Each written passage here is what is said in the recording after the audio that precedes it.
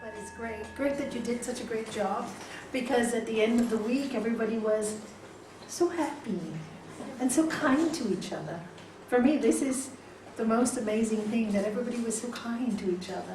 Because we talk about goodness, kindness, and it starts from where you are. No jealousy, everybody trying to lift the other one. And for me, this is what it's all about. This is the practice, real practice of yoga. And you watch everybody working together. And, chanting, Shanti was doing it with you, Om Namo Bhagavate Satchidananda.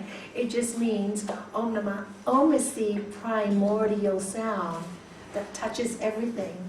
Bhagavate is like with the love from your heart. When you talk to a father or somebody you respect, it's that kind of love. Satchidananda means in the spirit of truth, knowledge, bliss, absolute. And that is the nature of our true self.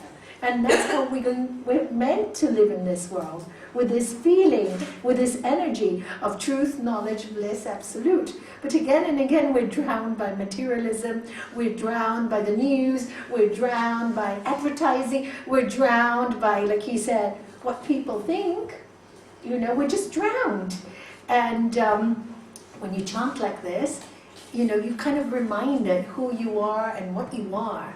And it's so important to remind yourself every day, every day, every day, I'm really, really, really not this body, I'm not this mind, immortal self, I am. All the time, just keep repeating it.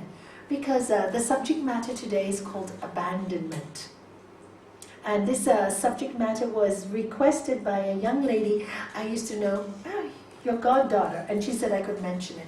I mentioned actually her name and the circumstances. And she said, Nalanie, I've been looking all over the internet, and I've heard nearly all the talks you've done. I was surprised. But there's nothing on abandonment, not one time. And she's a beautiful young girl who I used to know when she was 14 or 15. And she was teased as a child because she had curly hair. But she had the sweetest soul. Really, her name is Christina. Sweetest girl so sweet and gentle. Anyway, she got married, grew up, got married a couple of years ago. And she was so happy. She thought she met this man from the States. He seemed to be very much in love with her. They had this huge wedding. Beautiful wedding. They had all the best, no problems. And she thought he really loved her. They moved to the States. Very soon later, 2 or 3 weeks later, his parents started to interfere with the marriage. And, excuse me, Gaia's hair has come to my throat. Gaia's my dog. Yeah. And so the parents started to interfere. And you could see they had a very abnormal relationship. The mother was very possessive of him, the only child. If I get anything wrong, please let me know. And kept on coming in. And when she used to come to their house, totally ignore her. As if from the wedding, suddenly to loving her, they just ignored her. Started taking him to the corner and saying horrible things about her. And so this got worse and worse. They used to have arguments, and so she thought, let me get a dog. Once I get a dog, maybe the dog will bring us together, because they said they wouldn't have children for 2 or 3 years. So they got a dog, and the dog actually did bring them closer together, and again the parents interfered, especially the mother, and started saying, I want to go out for lunch alone with my son, I don't want you around, and this got worse and worse. And this girl couldn't understand what was going on. She's young, and she just wanted her marriage to work. Anyway, a few months down the road, they decided, she thought, okay, maybe we have a child. And maybe that will bring us close. So he agreed to having a child. Well, she had the baby, and the pregnancy was the worst she ever had. He screamed at her, called her ugly, called her all these horrible things. Started saying that she had spoiled his life, and his parents feel alienated because of her. She's always complaining about that. She said, no, I'm just saying, why do they hate me so much? And why do you go off for lunches and teas and don't include me. I don't understand this. She was so confused. And then when her parents came and she had the baby, his parents walked into the house, ignored her parents totally, for no reason whatsoever, rude to them, and started getting upset at every little small thing that would happen. You know, like his mother wanted to come to her birth. She said, I don't want my mother-in-law at my birth. Who would, right? It's normal. She said, I want my mother, but it's very normal, right? So, but then the mother-in-law threw up a fit, a temper, told the son, you see, I told you about your wife. So she has the baby, and this gets worse after the baby. They go see a psychologist, and the psychologist, you have a very unhealthy relationship with your mother. It's sick. You need to break the umbilical cord. So he went home and said, yes, you're absolutely right, we're going to make this work. Mother calls. Go see her. And then he tells the mother that Christina had made him go see the psychologist who put all these horrible things into his head about them. Anyway, what happens is he comes home and he tells her, you have to leave. You have to get out of here. Go home, take the baby. She said, it's your baby. Take the baby. Get out of it. She's in shock. She's in total shock. He packs all her clothes for her, puts it in a bag, threatens her. And of course, you're young, you're alone, your family's in England, you're in the States. She's so shocked. And then she calls her parents and said, you better just come home. He starts screaming, packs everything, literally throws her to the airport, buys her a one-way ticket, and he said, you watch out. I'm not going to give you a penny. And she put everything she had into a joint account with him as well. So the poor girl has gone home to England to her parents. She has nowhere to stay. She has no money. She has a baby. And then she called her neighbor, because she still, do you see how innocent we are? She still wanted to save her marriage. She still did. She said, it's my fault. I must have done something wrong. Maybe I wasn't good enough to his mother. You know how all these doubts and fears come into your mind. And so she tried to call him, email him, how can we make it work? We have a baby, you know, we had these dreams, we had a beautiful life together.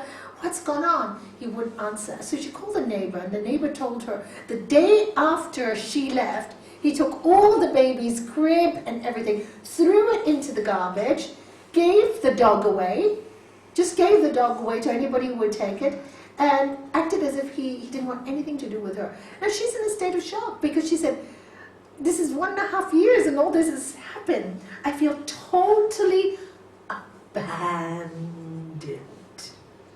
And she says, Sorry, late. oh, it's okay. It's absolutely okay. Please, sit down. Welcome.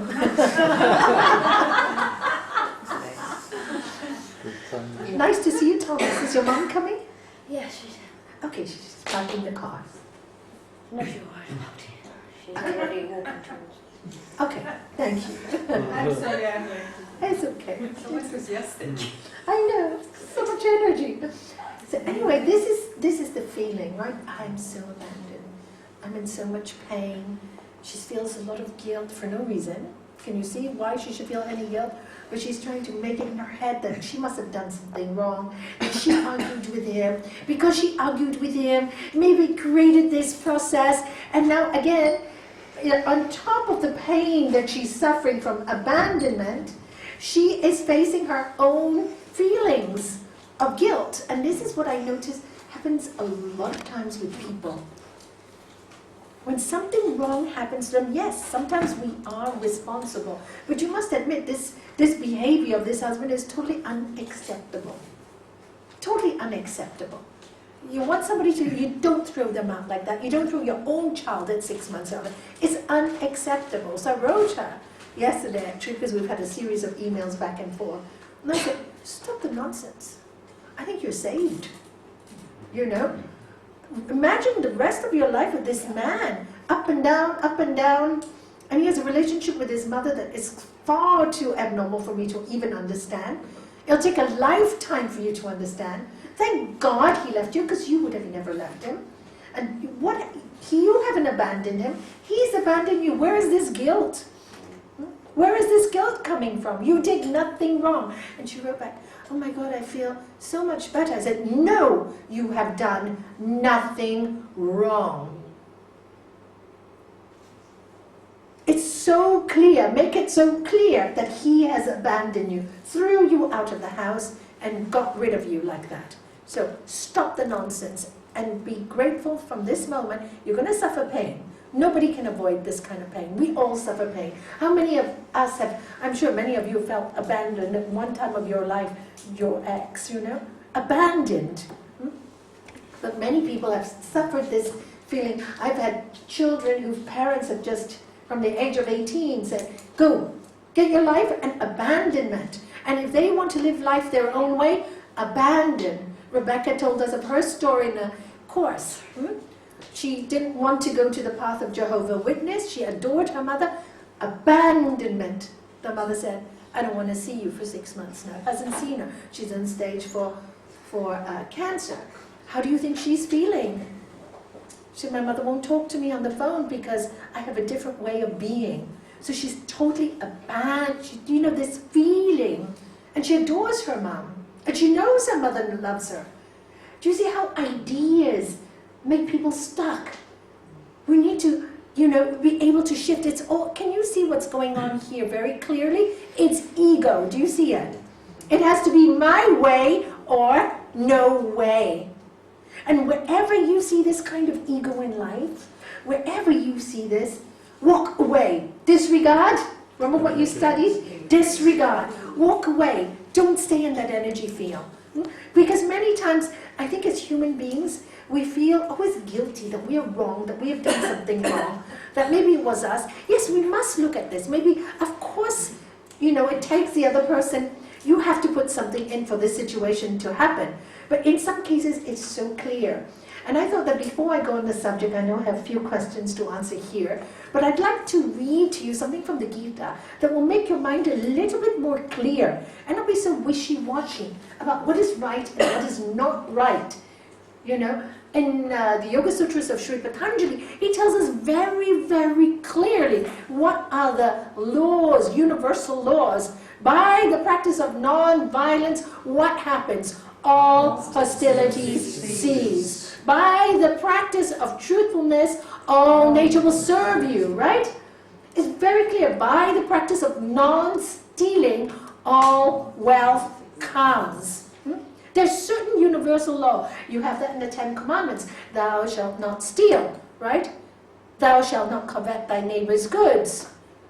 Right? All the same laws. And the first one, I am the Lord thy God. Thou shalt not have strange gods before me.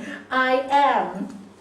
Our master used to say, you know, like he said, when Moses went to Mount Sinai, right? And he asked, who are you, God? Who are you? And what did he answer? I am that I am. And our master used to say to us, and when somebody asks you, who are you? I am, and then the name. Correct? So you're not your name, you are, I am. That's the truth, knowledge, but it's absolute. And if you want to feel that I am, these are the qualities you need to develop. This is your roadmap. This is your roadmap to know I am. And Sri Patanjali tells us so clearly, if you don't believe me, you practice this roadmap. Be kind to each other. Don't practice violence. Be truthful. You see how your life changes. And the Bhagavad Gita, the Bible reiterates it, the Mahabharata, the Ramayana, any great text you read, you see with goodness, you get a roadmap. And many of us talk about this, you know, I'm a good person. You know, I'm sure if you ask this woman whose son abandoned the daughter, she'll think she's a very good mother. She's looking out for her son. Probably in her own mind that's what she's doing. But the mind is sick. And we have to be very clear. Very clear. And how I learned to do this, you know, when somebody was not very nice or had some really not kind qualities, I was just do it like this. Their soul is pure, but their mind is sick. I have to attend to the mind. I cannot attend to the soul because they won't understand if I attend to their soul. They won't understand. I'm double Dutch to them. So attend to the mind. And that's why you judge, what did Lord Jesus say? Judge the sin, not the sinner. But you have to judge the sin. Because if you don't judge the sin, what will happen? Your mind will get confused in this guilt. And then you feel bad about yourself. And then now not only one life is destroyed, many lives are destroyed. And then you start feeling guilty, then you get antidepressants because you want to depress those feelings or repress those feelings of guilt. You've constantly got a battle in your mind. Between, I know, because the soul needs to love, you know.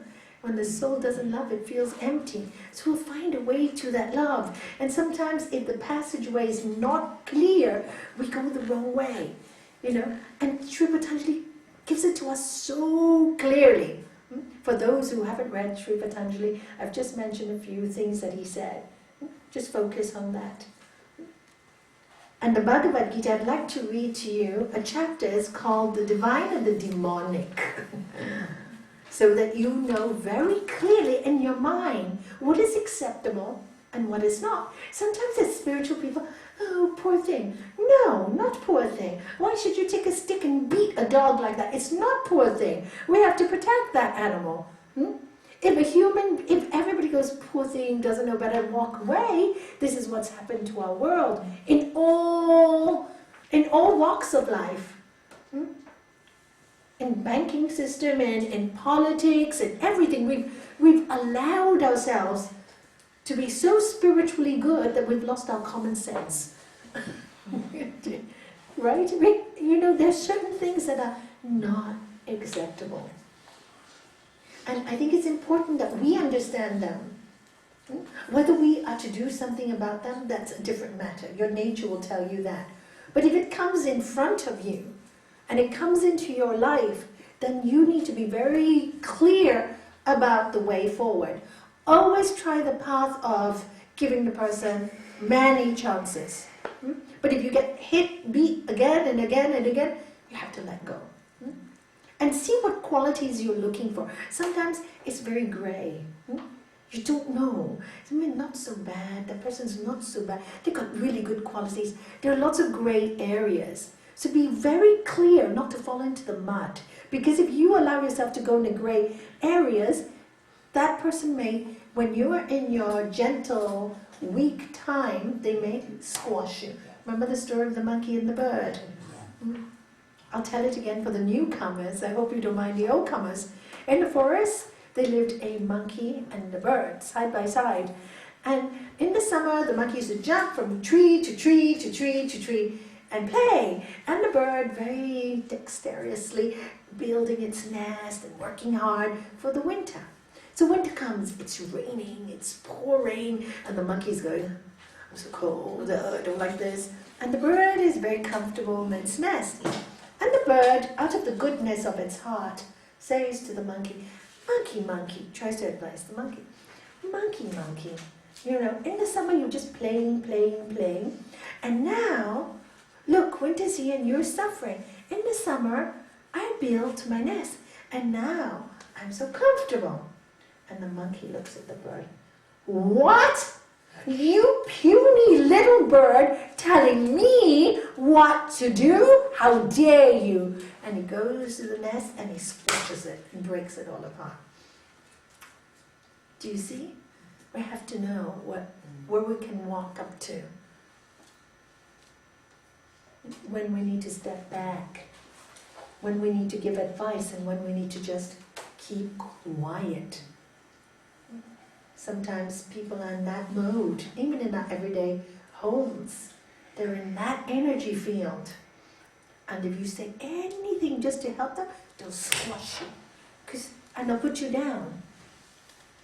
Because they don't understand. They're in that kind of energy field. And here the Bhagavad Gita says, I'd like to read it to you if you don't mind.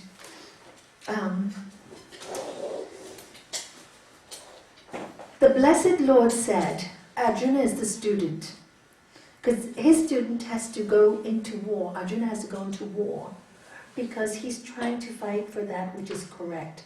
And he doesn't want to fight. And the Lord God tells him, well, this is your karma. You have to protect those who need protection. Your birth has been a warrior. And if a warrior doesn't look after their people, who will protect the people? Which is the state of the world today.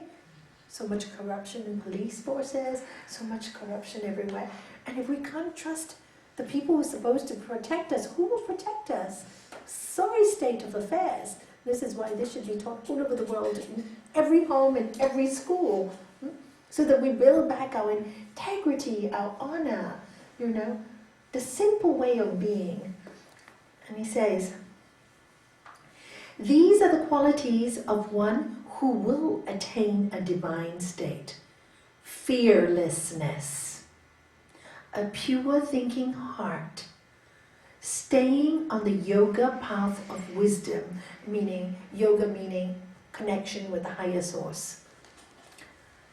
No matter what happens, always giving generously, control the senses, a life full of sacrifice, a desire to study scriptures, acceptance of pain, straightforwardness, not causing pain to others, truthfulness, never angry, always peaceful, renunciation of the fruits of your actions, never speaking falsely or maliciously of others, compassion for all beings, not coveting what others have, gentleness, modesty, never fickle, full of vigor, always forgiving, courageous in adversity, pure of body and mind, no hatred towards anyone, and never with a puffed up pride. These are characteristics, Arjuna, of a man or woman destined for a divine life.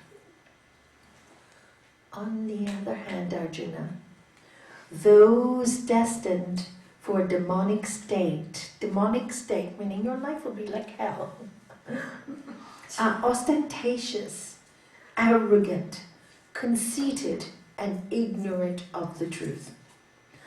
The divine habits lead to freedom, the demonic habits to bondage. But don't be alarmed, Arjuna. You are destined for the divine state. You see, he's telling Arjuna, don't be alarmed, because Arjuna's confused. He's so confused because he doesn't want to fight the war. Again, fighting a war sounds like you're fighting, right?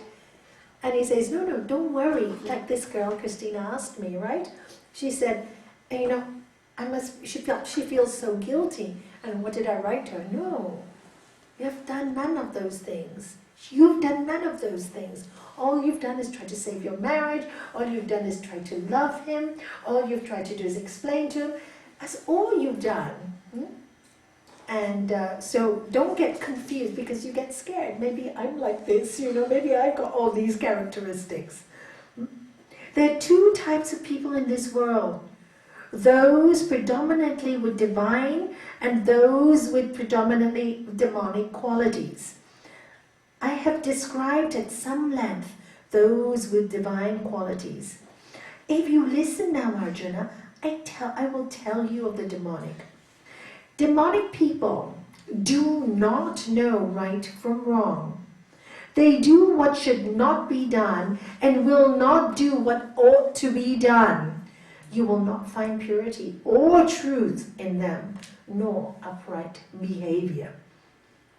They insist there is no God, no truth, no moral order anywhere in the universe. Instead, they say everything is just the result of lust and sex. What else is there? Clinging to such distorted views, they destroy their own souls. Because they have so little buddhi, which means discriminative discernment, which means no ability to decipher information, they rise up as enemies of this world. They are cruel to others and bring suffering and destruction. Filled with insatiable desires, they are hypocrites who strut with pride and arrogance.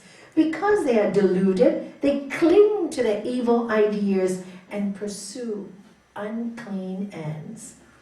They are weighed down by one anxiety after another, which ceases only at the moment of death. And still they cling to the belief that satisfying their lust is the greatest goal in life. Bound on all sides by ever-present attachment to one scheme after another, they have given themselves over to greed and anger.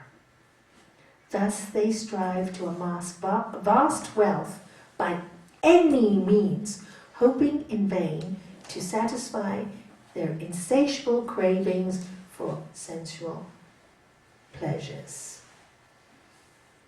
So, and it goes on and on and on. But what I wanted to show you right here is, this is the state of the world, very much the state of the world, in the sense of, these huge companies. The other day I saw the documentary for Enron, the fall of Enron, and you know that, anybody know about that? In 2000, and and this is what they were just good people who started off with a good idea.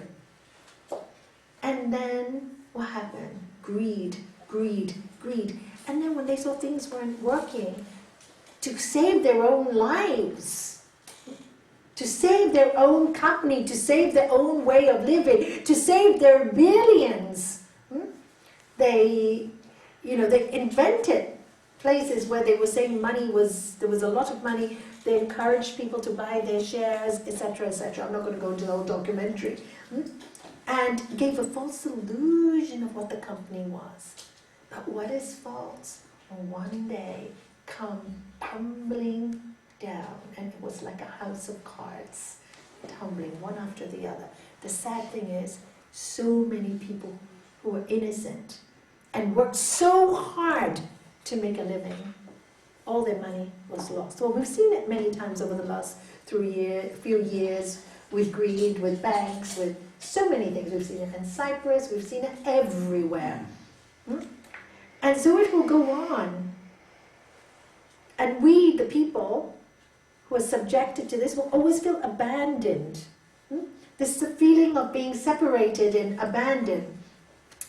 And this is why the spiritual sciences are so beautiful. Because while all that is going on, you can live in your own heavenly world. You can see it from above. And you can see exactly by studying the scriptures what is causing this state. And you can host your own silent war. My silent war is giving as many people information about kindness and goodness and serving each other, as many as we can. But the only way you can do it is if you live it. Practice the truth, practice non-violence on a daily basis, on a daily basis. Because it's very difficult to do it, because when you're doing all these things, people call you crazy, people will say, oh my God, you're a hypocrite. All these words will come to you. And that's why he says, you've got to be fearless. And Gurudev said just before, don't listen to what people say. Just if it feels right in your heart, and you have to live it with yourself, just do it, no matter what comes your way. Because you will be insulted, guaranteed. But better to follow your heart and live a good life than to listen to everybody and fall apart. But you have to be very clear in yourself. You have to be so clear. And if you read this, it makes it so clear. Oh, I'm failing in this relationship or this thing because I'm not, I'm too fearful. I feel too much guilt. I feel this. Do you see, you get all your answers when you read these things, And yes, that person is breaking all the rules. And I need not to condone this. To be very, very clear in the spiritual path. And then, with this feeling of being so clear, you don't feel abandoned. Why? Because you know you're not alone. You know that in your heart, when you start to realize every day, we talk about we're all one. How many times you hear it? God is everywhere and everyone. We come from the Big Bang. The Yoga Sutra book says we come from the big Om. Rather than a bang, it's an Om vibration, a sound. Vibration creates different levels, you know.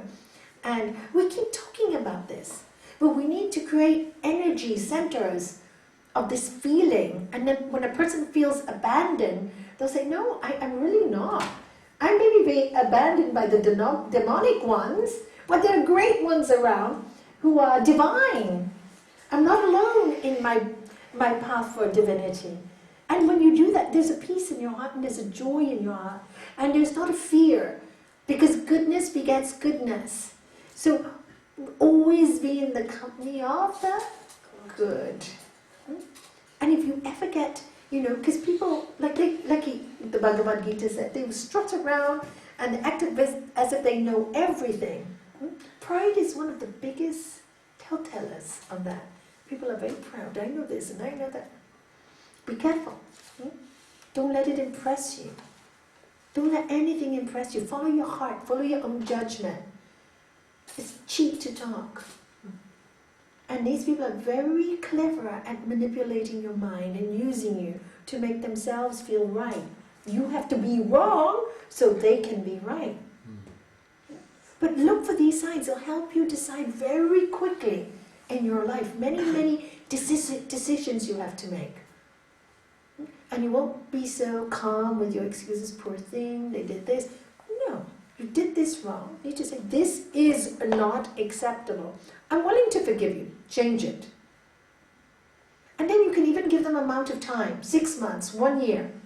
Forgive and forgive. And you see they don't do it, then, okay, you cannot change. This is the consequences, but this is unacceptable. Because being a long time in the company of somebody who is so negative would drag you down. And the more you allow yourself to be manipulated, the more you will be. And I'm sure this man, in a few months, if he has an argument with his mother, then he'll call her again and start to manipulate her. She needs to cut it now. But it's hard because he's left her with no money, all her savings, all her hard work. And so it's hard for her. Thank God she's got great parents who've taken her in with a child. And they will look after her. They're just great people. I know the parents too. But this is the feeling of abandonment, feeling alone. But if you start to develop that feeling when you meditate every day, which is why it's so important to meditate and be on your own, develop this feeling of, I'm not alone. I'm not alone. I'm part of the great plan. And it's very clearly laid out for me that if I want to feel divine and if I want to feel not alone, I need to follow these rules. And then ask yourself daily on a daily basis, am I breaking any of these rules? Because it's cause and effect, the law of karma. As you sow, you reap, said Lord Jesus. It's so sensible. It's really common sense spirituality. But our world seems to cover all the truths in these fancy coverings. And the fancier they are, the more we buy them. Be careful of these fancy coverings. Keep life simple. All the greatest masters have told us, keep your life simple. Keep good friends. You don't need to know everybody. Don't worry about being famous. If you're meant to be, you will be. But keep your home full of good vibration. Keep your home full of light. And whichever people you invite to your home, fill them with this energy of love and light. Do not be ashamed of this energy that is us, the divine being. Do not try to hide it. This is the way. This is our silent war, the war of love, the war of goodness. Whatever, I always say every morning, whoever walks in this home, may they leave with a smile and may they be blessed. May they be blessed. Always, whoever comes into this home, may they feel this way. And the more of us that do this every day, anybody that walks in, this is not my home, this is a temporary home. It's not ours. Your home isn't yours, is it? It's temporary. When you die, you leave it behind for somebody else to fight over. Somebody told me this morning, and I've had many of these cases over the years. You know, the poor parents work so hard for a living, so hard for a living. And then what happens? They get old, you know, they have no more energy, they have all this money in the bank. The father and mother is writing the will, and there, the brothers and sisters are all attacking each other. You know? I know one, you know this, huh? You've seen it. And, you know, one of our students here, she was going through this last year. She started to look after her father, who was very ill, and he was developing dementia. So she didn't want to leave him alone. Since the rest of her brothers and sisters would visit him once in a while, she felt, I'm single, you know, my only son is already grown up, she was separated from her husband. I can look after my dad. What a good thing to do, right? So she goes to work, she comes home, cooks for him, looks after him, medicines, everything. The other siblings, you're only doing it because you want the money from dad. So they all start fighting with her. What does she do? She came to me crying, what do I do? I said, you know, you threaten them. You said, you're going to go to your own house. Who's going to look after dad? They'll have to face the situation then. Nobody will want to go and look after dad. And he's getting very, very sick. So, and anyway, all this, and I said, the poor father, he just lost his wife. And he has to face all this at the last years of his life. So, when you are living, enjoy a little your money. If you have family, leave a little for them as a gift. But make it very clear. Give a gift to each one so nobody feels abandoned. Make it clear, so black and white, so that you do not leave any arguments when you leave. Because it's not going to, this doesn't belong to us. Your home will not belong to you. And many of the arguments we have, many of the fights we have in life is to do with material things. It is. It is. All to do with that. So why do you want to leave your money to cause more pain? Gives a lot to charity while you're alive. You know, my father did a very clever thing. He said to me, when we're going through a really bad time in business, and he found out, and actually it was my sister-in-law, I have a lovely sister-in-law, and she came and visited me, and she saw the situation. She went back to my dad, and she said, and to my eldest brother, and she said, you know, Dad, I know that, Dada, when you go, you want to leave something to your children. But isn't it more fun to do it while you're alive? Because Dad used to give us jewelry, but jewelry for me is neither here or there, you know? I'm not a person who like, wow, diamonds, you know? But, and Indians believe a lot in giving jewelry, so you can resell it if you need it. And so what he did was, he gave me my inheritance every month so I could pay all the bills. How clever is that? And I could enjoy it. I could travel to Hong Kong to visit him every time he was sick. He'd buy my plane tickets. And he was so he loved it so much. He did it for all the 3 sisters that were going through a difficult time. The boys were all right, so he did it for the 3 girls. And he was there to watch us. And he said to my sister, best thing you made me do. And he said to me, Dali, I'm so happy to see you able to buy a new pair of shoes. Or things when you're going through a bad time. I never asked, you see. So I became so abundant with this feeling. So why not do things when you're alive and you can see your family happy, they can share their joy with you. So with my inheritance, I've saved something, so I've decided this August I take my 10-people family on a cruise. My grandchildren, oh Granny, please, can you really afford it? Yes, it's only money. Thank you, Granny, Granny, Granny, Granny. I said, I'm careful, I'm also careful. I keep for a rainy day as well, so I don't give anybody a headache. And I can carry on doing this and not needing any money. But I thought, it was so nice to spoil them. Do you know, it's such a great feeling. I can't wait to see their faces as they go into a cruise. They've never been. My children haven't either. So, do you see what I'm saying? When you live like that and share it, there's a joy, there's a feeling, there's no fear. There's no fear of money is going to leave you. There's no fear of any kind of abandonment. Because you know anyway, you're going to leave it all at the last minute. Anyway, so let's say tomorrow something happens and I lose everything. I really have zero fear. I go, so long as I have 2 hands and 2 feet, no problem. And now Mary's done me a little vegetable garden. I get vegetables. Do you know what's the big deal? What do you need? A little bit of food? What else do you need in your life? So you downsize, you sell this immediately. I wouldn't even think twice of it. So many people cling to their homes, cling to this, and they live in misery. In misery. I remember when my husband lost everything in his business, my father had bought me a home. I said, Dad, I'm going to sell it. Because I need to help my husband. It's only a home. And he says, sell it because you're going to get a good price, but please one day buy a new home for yourself. Look what I got. Never expected it, because I didn't expect anything. I just thought, let's help the family out. Well, I'm going to let a house imprison me?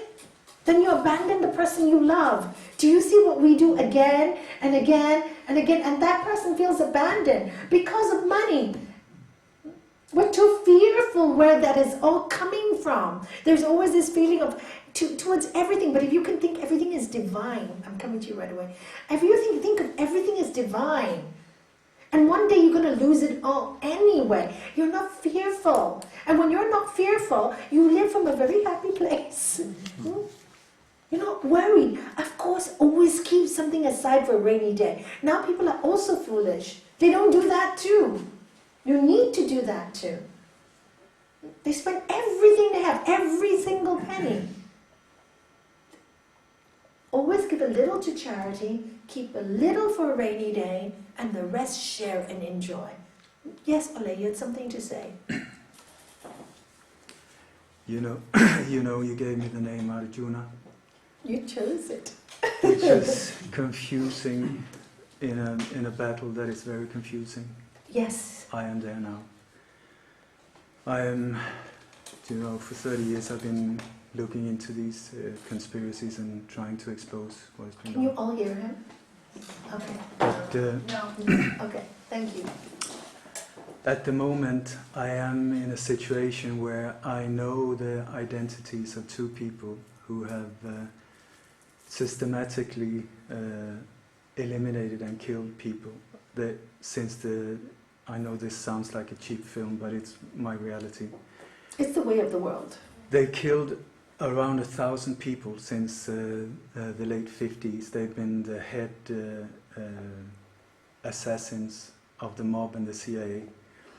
And I was contacted by a professor in the States who were in contact with a woman who knew about this, and he's recorded and given me hundreds of hours of interviews with her, great details where she exposes everything. They're involved in all the big JFK, RFK, Martin Luther King and so on.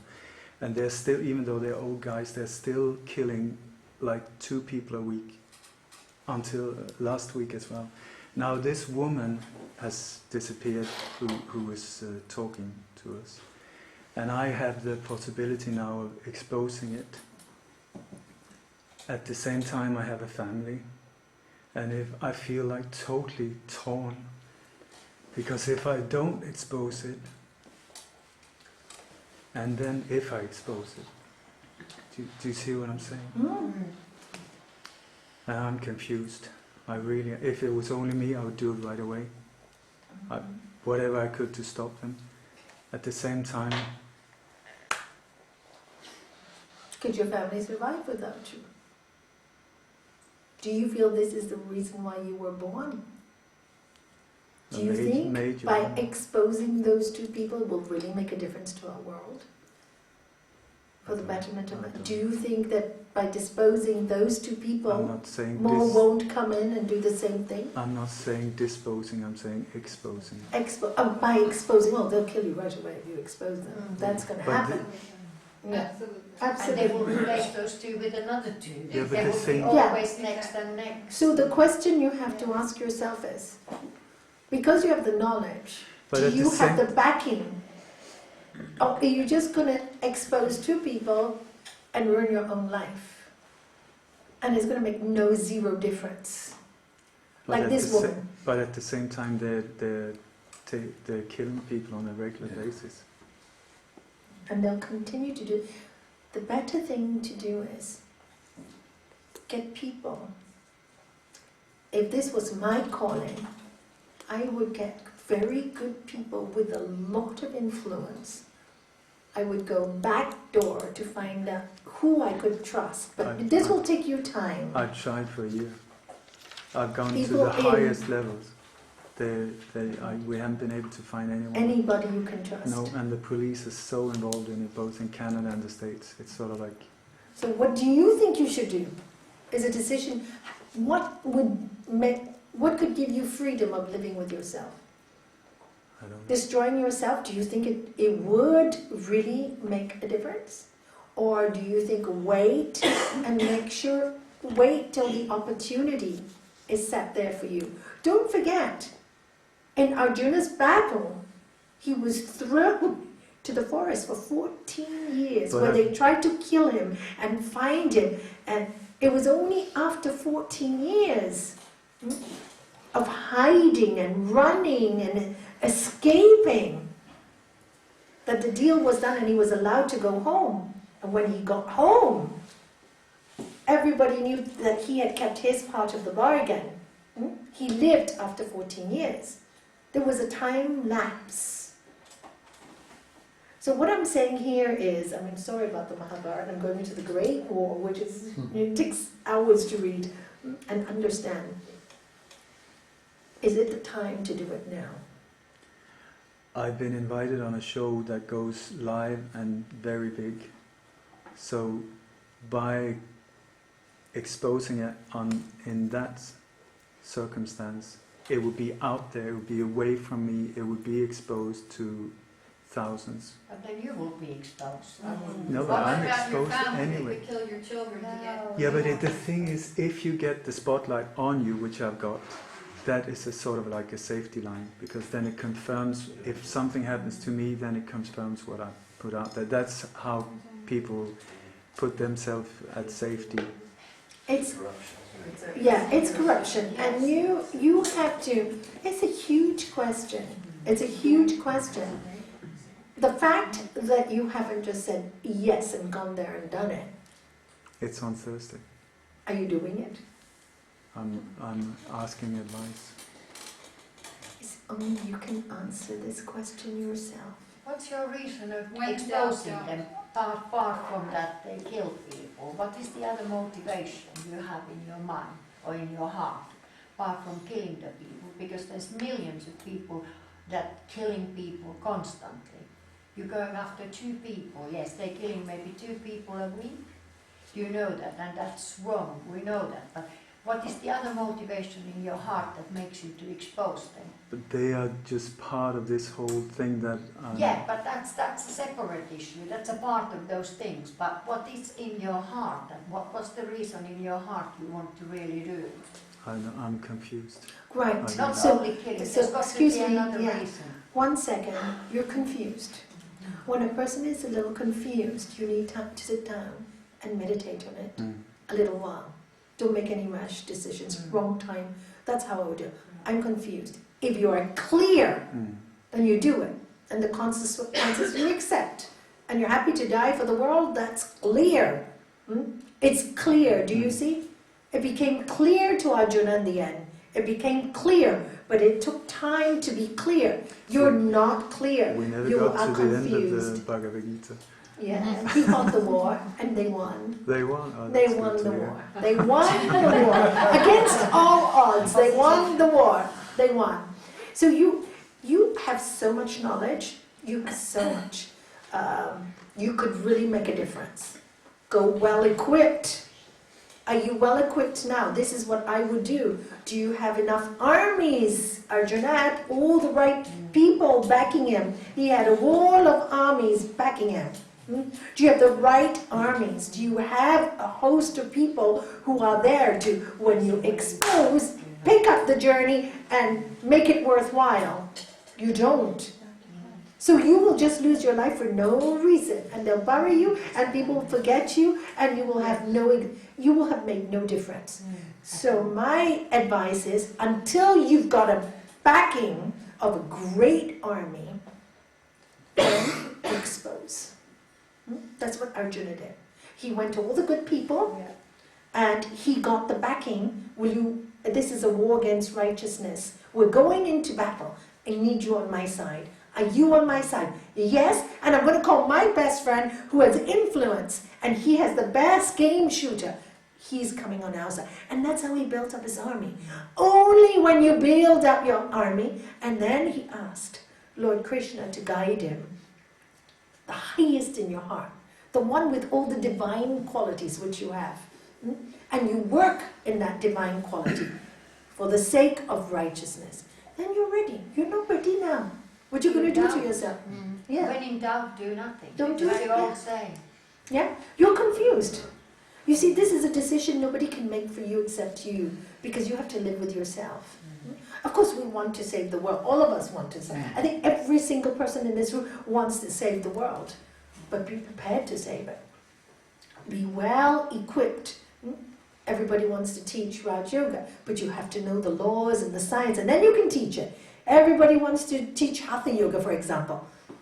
But if you do 1 or 2 classes, you're not equipped. You need to be really equipped. And when you're equipped, you can do a lot in the world. So that's your next plan of action. Get as many people as you can to back you, so that when you do it, they fall like a pack of cards. Not just 1 or 2, but the whole lot falls. Like with Enron, the whole lot fell, you know?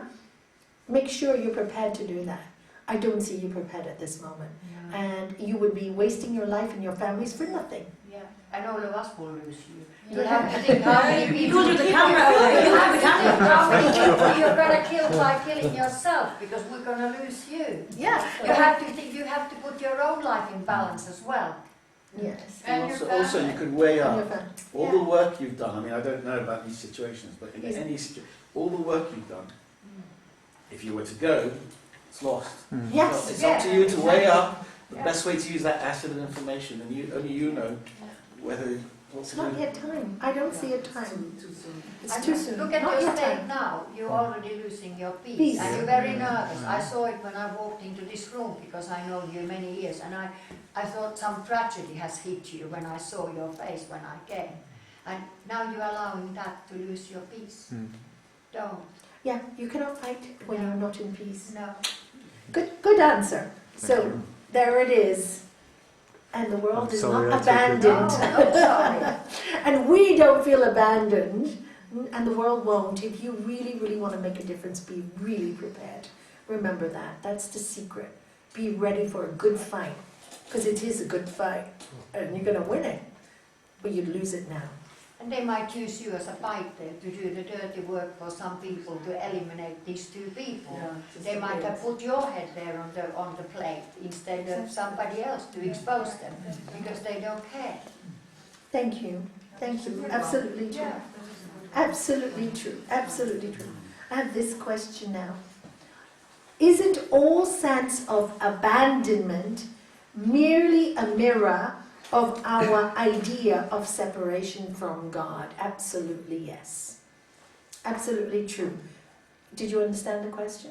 Yeah, it is. This feeling of abandonment, because we're not connected to the divine. We're separated from the divine.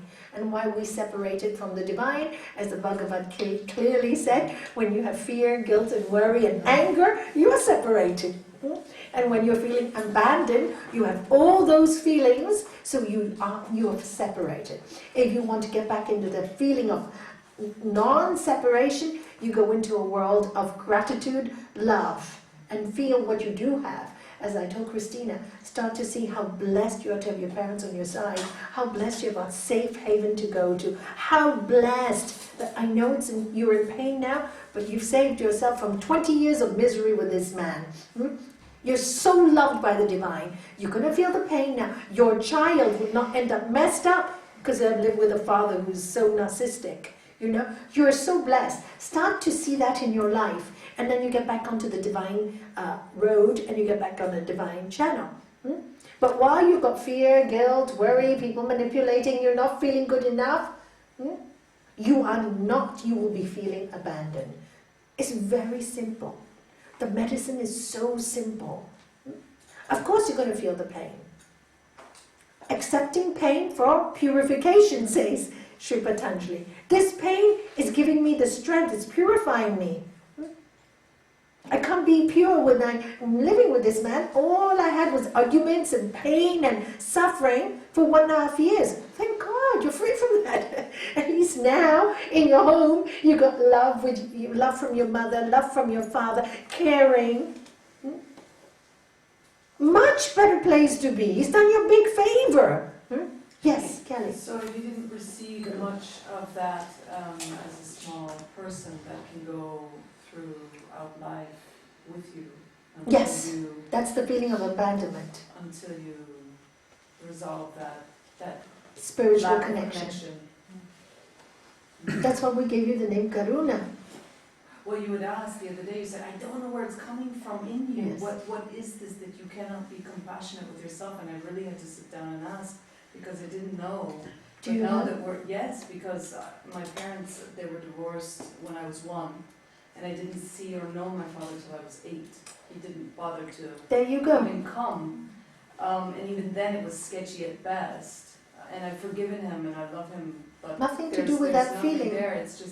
It's that feeling that's always kind of there, that's the first one to come of, well, I'm not good enough because, well, that was always the message that was given. That's the separation. Yeah. Feel good enough and you don't feel abandoned anymore. Whoever wrote this question is really clever. You've got it. I don't know who wrote it, but it's a brilliant question. Because it's the truth. That is why you feel abandoned. You inside is a feeling of, deep-rooted guilt. Remember what I told you, my master told me when we were in the church in Rwanda? We went into the church and he went into the confession box and he called me, Nani, come. And the first thing I thought was, what have I done wrong? Have I done something? Do you see? We're brainwashed to think that way. We are brainwashed. Oh, did I do something wrong? Have I done? And as I walked up to the box, feeling I'm not good enough, I've done something wrong, he said, how dare you call yourself a sinner? You are a child of God. Crashed. I never felt that way afterwards. Even if you've done bad things and, made mistakes, of course. But What did Lord Jesus say? What did Paul, when Peter asked Lord Jesus, and he said, how many times should we forgive? And what was his answer? 70 by 7. Does not our Father in heaven do much more for you every day? In other words, you're always forgiven if you come to this point again. If you come to that point of connection where you can love yourself and understand that we all make mistakes and forgive yourself, there's no God going to come to you and go, I forgive you. It's from you. Do you see fear, guilt, and worry live in you? It doesn't happen. Nobody's given those feelings to you because of conditioning over the thousands of millennium. When man started to take the power away from each individual, we all had our power, we all connected. Babies connect. Why do you think when they're born their heads are so soft? Because crown chakra connected. They always used to protect the baby's head when they were babies. I mean, at my era we used to. So delicate, so soft. Why? The channels are open. That's why Lord Jesus, be like the children. After the age of 7, it gets harder. My master used to say it becomes like a coconut and the ego becomes so big. But when you're a baby, it's soft because you connect. And that connection is, even if a child does something wrong, it does it wrong, it's purely doing it wrong. It's doing it purely. It does it, it gets up, cries, say sorry. There's no maliciousness in it till they grow up. Then the maliciousness starts. Then the bullying starts. And then the separation starts. So yes, you got the answer.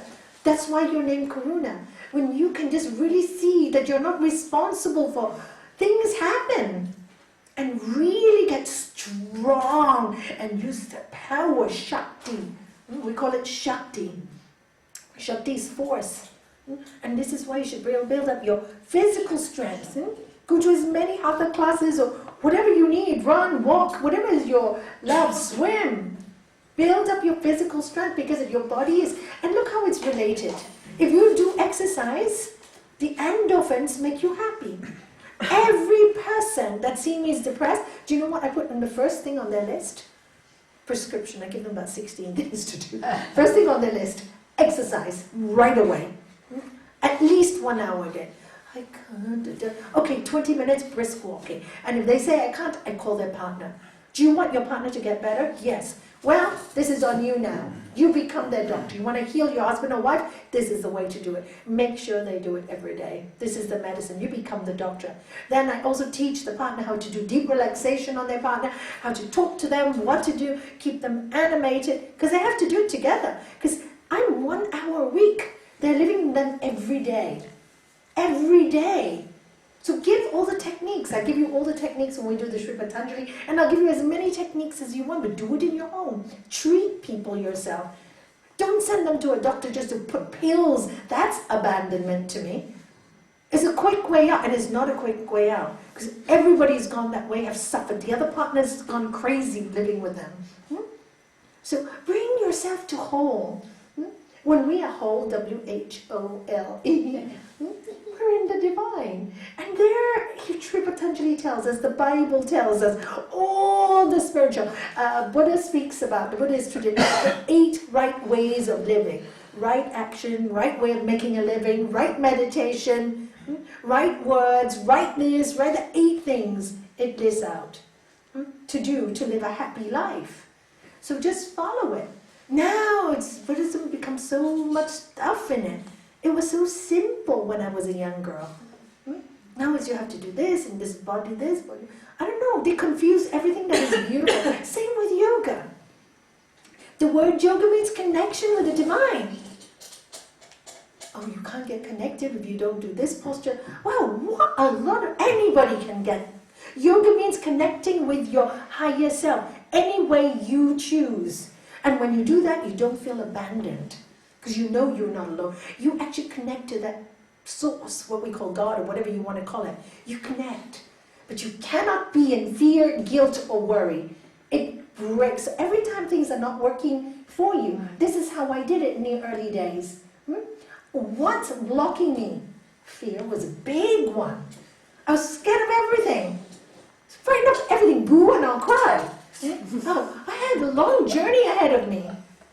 And I was 33, I'm 59, it could be 60 this year. But by the age, every year my life got better and less fearless. And I just kept going. Oh my God, this is magic.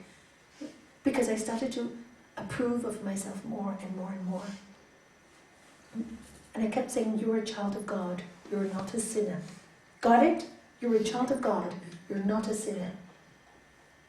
And keep going like that. And how would a child of God behave? How would a child of God behave?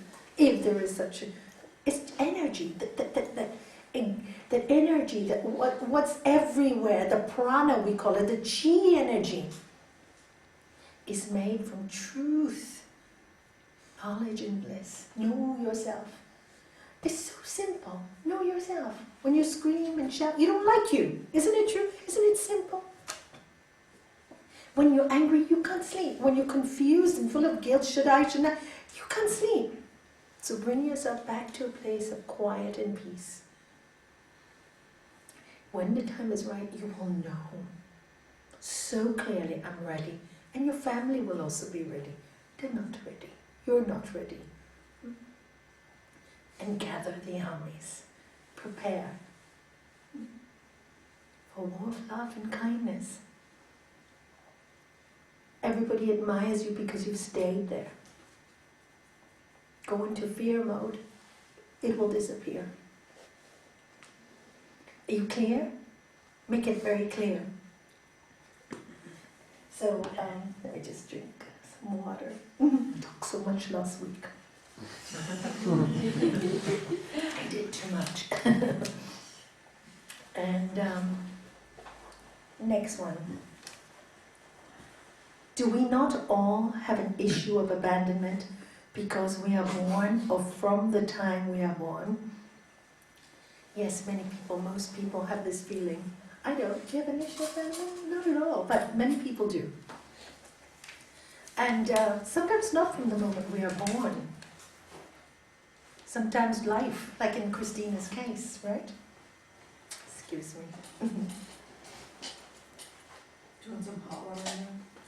I know it'll go in a while. You know, remember I told you I had medication for so many years, right? For the last 8 weeks, I've stopped. And so the body has to get used to being without it also. So it comes up like this as well. Especially with last week. Pardon? Especially with last week. No, last week was great. We had a great time. Oh, sometimes it gets Just maybe a little. I think it'd probably make it worse. Okay?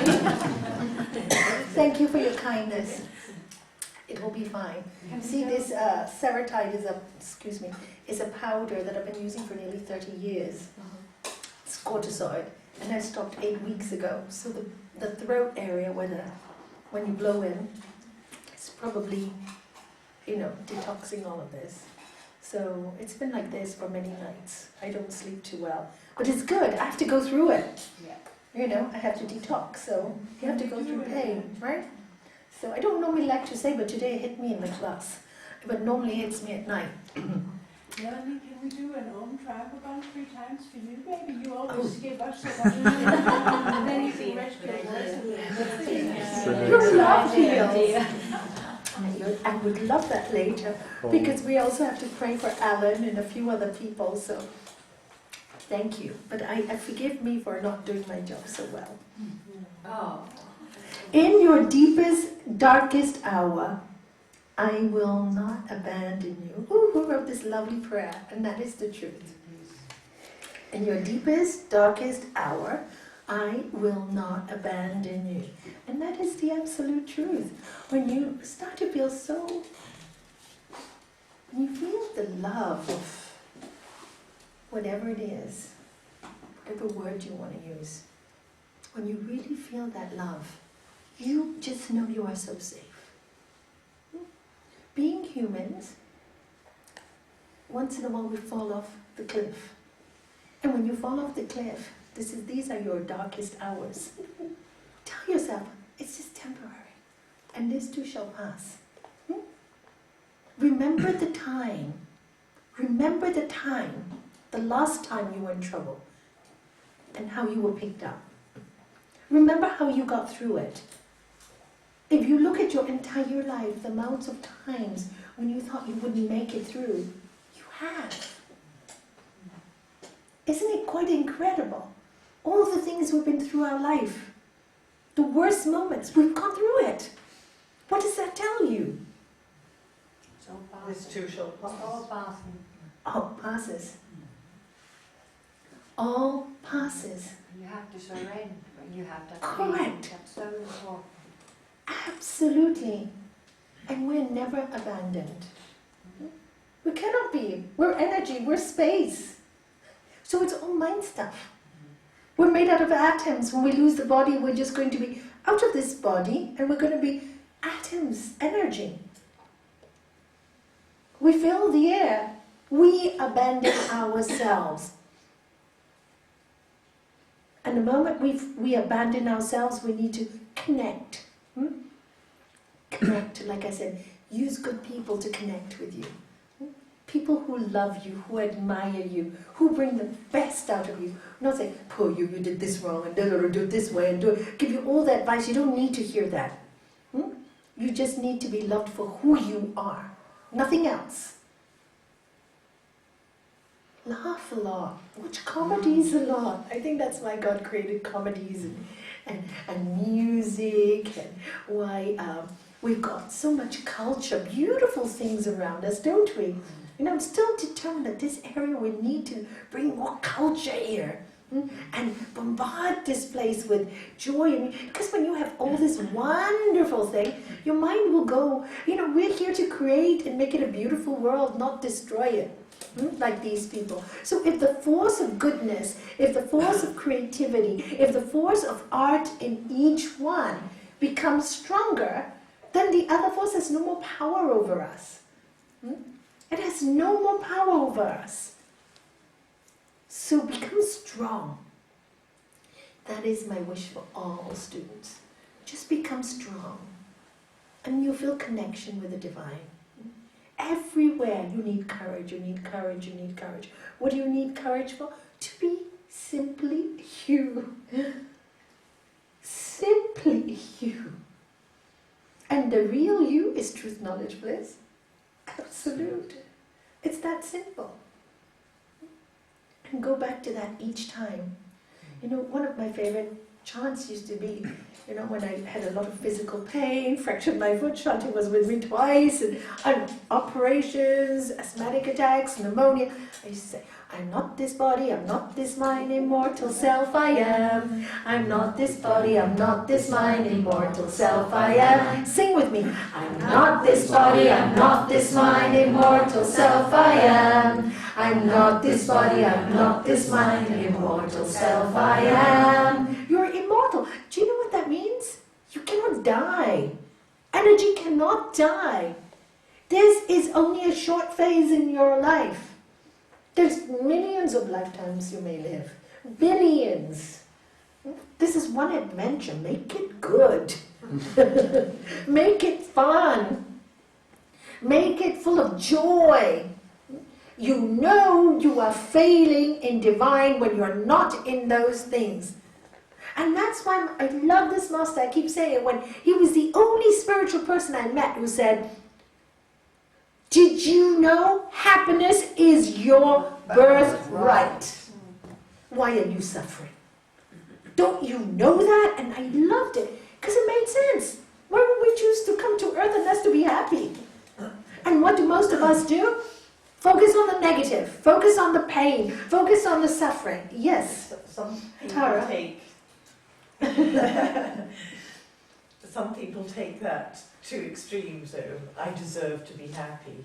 That's selfishness. Again, Therefore, I will Shripa, do yeah, this. that's, yeah, good point. And this is, again, the lack of balance. Yeah. And Sri Patanjali, again, do you remember which sutra?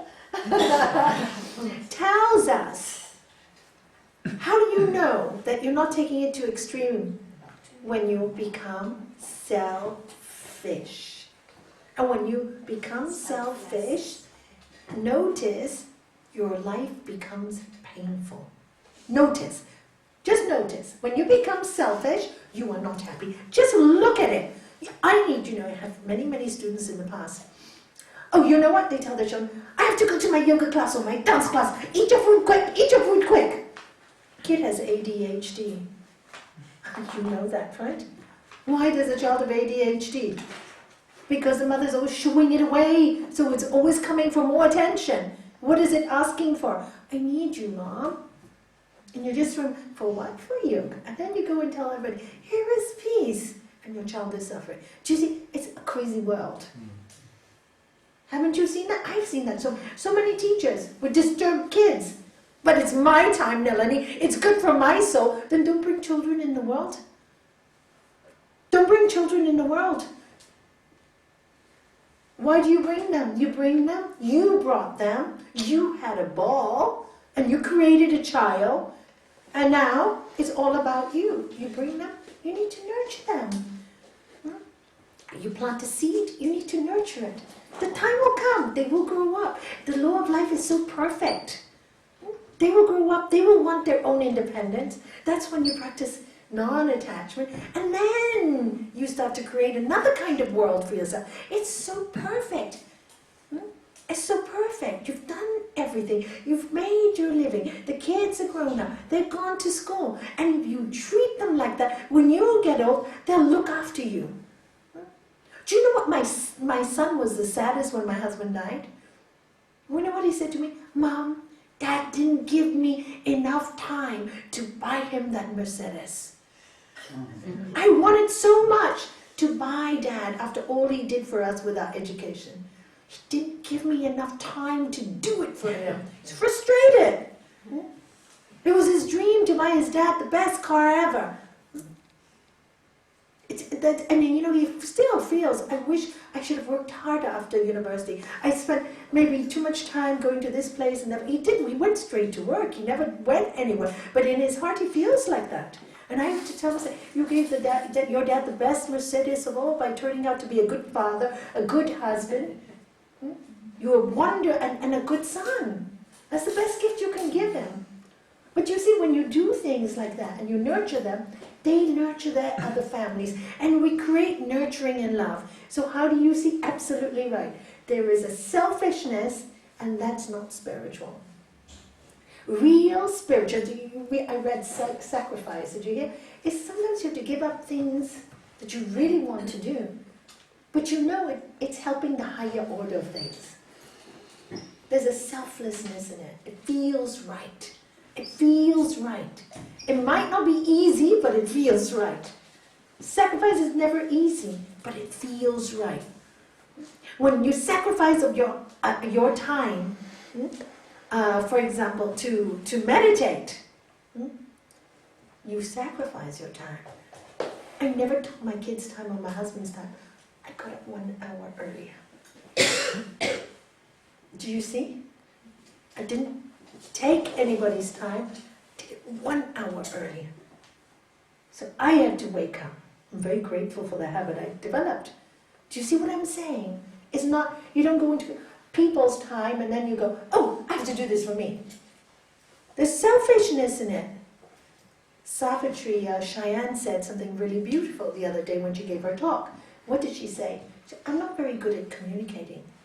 I'm always telling my husband that he doesn't know how to make decisions. So when I came from this course, I told him to make decisions for me. I said, Friday night, I want to stay with the rest of the people in the course. Maybe we stay in Spain. Maybe we stay, I told him, in Gibraltar, in one of my friend's house, organized for the children to have babysitting. So for once in his life, he did it. He organized it. The children to have babysitting and everything. Now, the plans with her friends fell flat. Right? Didn't work. Nobody was going to stay here and nobody wanted everybody at home. Everybody wanted their own time. So she goes home and she said to her husband, I want my kids here. Why did you organize the babysitting? Do you see, this is what she said, and I realized at that point that it was selfish. And it suited me. He doesn't make up his mind. When he makes up his mind, it didn't suit me. Do you see where it's coming from, that selfishness? And she'll tell everybody, right? And people will get this blurred vision. Oh, I wanted to have my children at home. My husband made all the wrong plans. He actually did what she wanted him. Do you see what we do in life? It's very, very, and she realized that, which was a great awakening in her. It's a great awakening in her, because she won't do this again. And she'll be free. She will be free. So this is how you detect. I'm really glad you brought that up, because this is people have become very selfish in the search for God. And it's a selfless journey, not a selfish journey. It's a journey of sharing. And you know, when people have information, oh, I don't want to give it to you. They're all competing, you know. I went to Madrid to this yoga teacher festival, 250 people. Teachers. All competing, all big egos. And I go, I've come to a political thing. After that, no thank you. I was invited to be part of the whole, the person who ran it. When I gave my talk, he said, please, I want you to come and be vice president, come join us. I said, sorry, I prefer my little simple world. Because I don't want to waste my whole life. Yes, I would have been very famous by now, but my whole life would be governed by what other people think and big egos. What a waste of a lifetime. When I can be here with simple souls and my grandchildren and enjoy every day and walk every day and, you know, the simple things that make life so delicious, just to sit and be. And to have lovely conversations like this with you, to talk about the Spirit. I would never have had that. And talk about how to help others. And how to serve others, yeah, because it makes us happy, yes. Oh, talking about service, it's 7:30, I'm sorry, I don't want to keep you anymore. I hope I've answered the questions. Absolutely. So thank you for coming. And just want to let you know, there are 7 children that we are sponsoring in Sri Lanka to go to school, to a government school that's already set up. I've met them. The photographs are with her, and she'll probably pin them up on the wall. And their education is 12, I think it's 12 pounds or 12 euros a month. So we have decided all the donations. So we worked out, 7 will cost us 72 euros a month. So whatever we get on Tuesday classes, our group is going to sponsor 6 children. Carrie's class, which is just children's class on Wednesday, will sponsor 1 from donations that come in. So thank you all. Whether you like it or not, you're involved. And we will give you an account every month if we lack She's money. in charge, right? And with, these 2 will be in charge of the We will account. be counting the pennies. We'll easily If get there's it. a discrepancy, we'll have to ask for more donations. There won't be. Yeah. We got it this morning already, so we're done. See, what a brilliant idea. We've got 6 children ready. Shanti, did you hear that? No, I didn't. It was okay. I know. Okay. No. So it will come from the donations, and then all the rest will go towards, as you know, covering electrics and all that stuff that needs to be covered in a center, you know, because it covers itself, and that's what it's going to. So, and then we're also planning a gala evening. We might need some of you to help us with this big one. To raise funds for association, or the Spanish word was difficult, for for children who are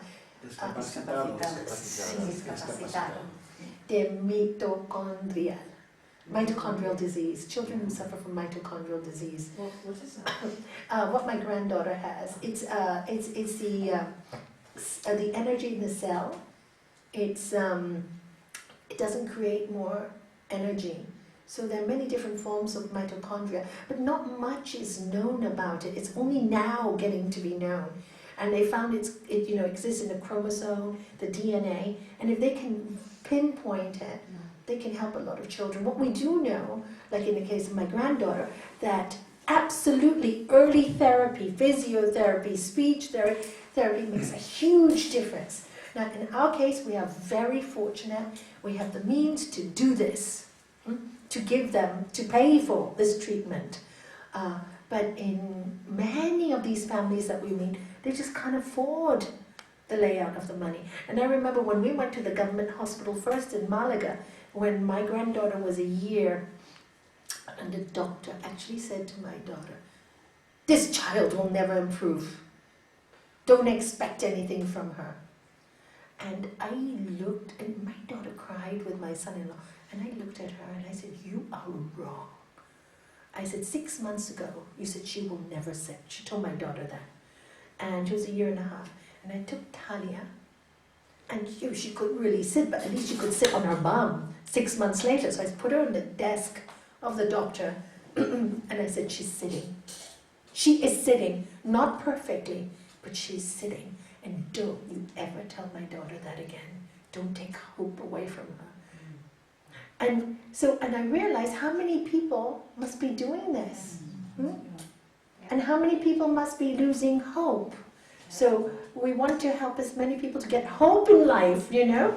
Because even if the child dies and the prognosis is bad, but never take hope away from people. And look at the miracle now, she's walking, communicating, doing hatha yoga, you know, brilliantly. So I appointed Karen because Karen and Kamala, both of them go to my daughter's house and give her free classes every Monday and Wednesday. I'm very grateful. Do you see, I have to support. How many people don't? So we want to make the awareness that they need support.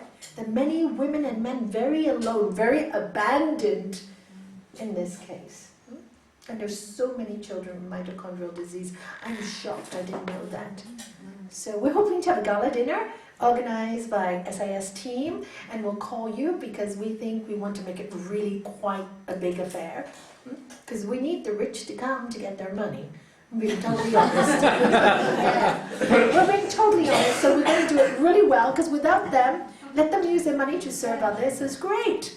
And it makes them feel good. Yes, makes them feel good. Yes, in Gibraltar or in Spain. In Spain. No, here. We want to do, whatever we are doing here should be here. Whatever I do in Gibraltar should be in Gibraltar. We are living here, we need to support the place here. And this is my belief system. We also do lots in Gibraltar. We have a center there. But we're living here. We must enrich wherever we're living and bring it a lot of spirit, love, joy, you know. This is where we live, and we must promote it more and more. And so they have lovely ideas, so we're going to use their ideas, yes. Can I just say thank you as well for parking so beautifully? I came here, it was just like woof. Thank you, everyone. Thank you. I've had no trouble from my neighbour. No, it looks great. Right. Yeah, and before we close, I'd like to say one more thing. Dora Devamani, her ex-partner has asked for prayers. He did something not very good many years ago, and he wanted to start a new life, but he went to Portugal in Algarve and he was arrested and he's in prison. And he doesn't believe he's guilty because apparently he beat up somebody who was supposed to be a gangster. He took the law into his own hands. So anyway, he's in prison, he's feeling really, really quite bad and feels abandoned. So he's requested that if anybody could write him some letters to give him hope. So except for Devamani, we can all do that. She can't because he's obsessed with her. And I think you need to let him let you go also. So if you need the address, please get it from her. And if you'd like to write him a note of hope and read nice books while you're in prison, learn to find your joy. Remember Gandhi went to prison, Nelson Mandela went to prison, and give him this kind of nice advice, you know. I'm planning to send him some nice booklets, thin booklets that are positive, so that his mind can go to a higher place. So the reason why I say she can't, he has too much attachment, you see. And the moment she's there, he'll want to drain her. And she's the one who gives the information, but she can't be part of it. Is that okay? For a little while only, till he gets strong. Till he gets strong, because he manipulates you. And then he won't work on himself. It's only when he knows he's really lost you that he will start to work on himself. Hard, I know. Sorry. It's hard. You see, living is not easy. So we can do as much good in a bad situation. So we'll do the Om Travagams. Did I say it right, Devamani? Am I correct? Did I miss anything out? Okay. And Lakshmi, one of our students, lost her sister suddenly with a heart attack last week. Asked for prayers for her soul. Maudi, who was here for the course last week, her father-in-law passed away as well. So please, all on Sunday. And my dear godmother passed away last week, just before I was going to fly to her 90th birthday. Oh, I'm She sorry. had my present and card before she died. It makes her very happy. Great. And Karen's brother's dog as well. And Sarah's brother has just been diagnosed with cancer. Yes, that's right. She did write me. Thank you for remembering. She did write me an email. Thank you.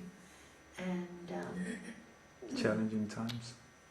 every day is challenging. Yeah. For your 12th. Oh, yes, for that to heal. Thank you. I appreciate it. With your love, I'll probably be absolutely fine tomorrow. But you know, I'm really happy. It's the first time in my life I am medication free. Excellent. You know, and it's taken 30 years of yoga practices. I used to be on 32 tablets a day just to survive. So I'm just, it's great. So this is nothing. Yes. Yes, Yeah. Rebecca. Everybody think Rebecca was a young girl, 28 years old, who came here on our course she flew from England, can you believe, with stage 4 cancer. And she sat through, I don't know how she did that. So amazing. Unbelievable. unbelievable. It wasn't, I think it was her that made everybody feel their problems were nothing. Do you know, maybe this was the most dynamic course I've ever had, in the sense that everybody was so kind to each other. And the way everybody spoiled her and looked up. You see, when you're in service and it's not selfish, you love yourself. Isn't it true? Yeah. There's a feeling of God in it with Tara. Okay, everybody, say, can we have lunch? I said, I'm so sorry, my children are coming. I need to spend time with my family. They can come to my house. Do you mind? I don't mind. Thank you for being so kind to share your house. And love so many people. Delicious the food. Yes. I was saying jokingly, I said, I think it was a bit of a selfish action, because it was actually me who didn't want to let everyone go, so I wanted to get everyone to come. But they were so happy to come. So it's Yeah. a selfish action. See, that's a real selfless action. What is a perfect action? One that brings some benefit to someone, no harm to anyone, including yourself. The best kind of selfish action. Yes? Win-win. You remember that? And it's win-win for everybody. Then you're in a pure energy. Pure energy. And the divine is there. And you feel God. You feel God in that energy. You feel God. Now I have a very simple homework before we close. And the homework is, this week, in your meditation, when you sit down, I want you to hear the words, I love you so much. Alright? Promise? Hear it. Even if you have to say it to yourself, just say that. Every day this week during your meditation. I love you so much. Just repeat that. See the difference in you. And smile a lot, smile a lot. We're going to die one of these days, we might as well live. It's quite funny, right? When you think about it, you have to laugh. We make so much fuss over so many things. It's so much easier to be happy. It's so much easier to laugh. So try on the gowns. Will you do that? Yes.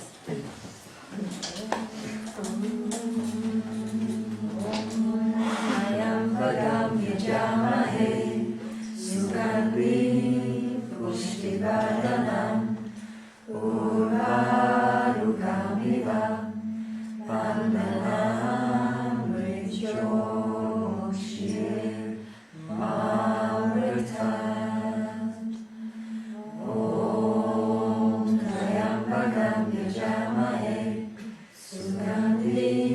Pushtivardhanam Urvarukamiva Vandanam Mrityomokshye Mamritat Om Trayambakam Yajamahe Sugandhim Pushtivardhanam Urvarukamiva Vandanam Mrityomokshye Mamritat Om Shanti, Shanti, Shanti.